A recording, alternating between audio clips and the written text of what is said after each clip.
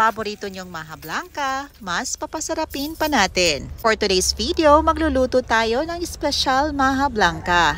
Tara, simulan na natin. At dahil naka-harvest lang natin ng langka, super laki nito at napakatamis pa. So naisipan natin gumawa ng langka maha blanca. Sa ating bowl, naglagay tayo ng 1 cup of cornstarch and a pinch of salt.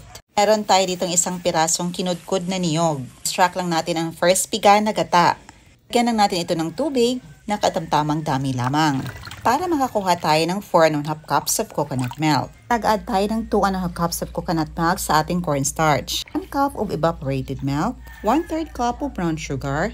Adjust nyo lang ang taste mga mommies. Kung gusto nyo mas maging matamis pa, pwede nyo gawing 1/2 or 3/4 cups of brown sugar. Sa ating pan, inilagay natin ang ating cornstarch at gata mixture.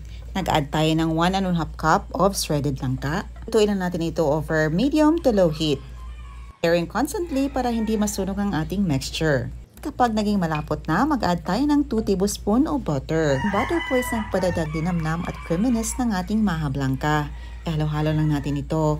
At dito naglayan lang tayo ng dahon ng saging. Narang natin sa apoy para maging pliable. At ibuhos natin dito ang ating nalutong maha blanca habang mainit-init pa. Platin ito para mag-even at budburan ng naluto nating latik. Mas madaming latik, mas masarap.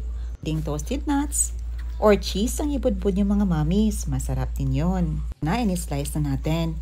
Excited na talaga tayong tikman ang ating napakasarap na maha blanca.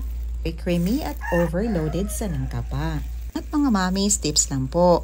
Huwag niyong lutuin ang inyong maha blanca sa high heat para hindi ito masunog at maging hilaw. Na kapag ginunguyan natin ito, hindi sandy at smooth ang texture nito. Ayan ang maha blanca na niluto natin.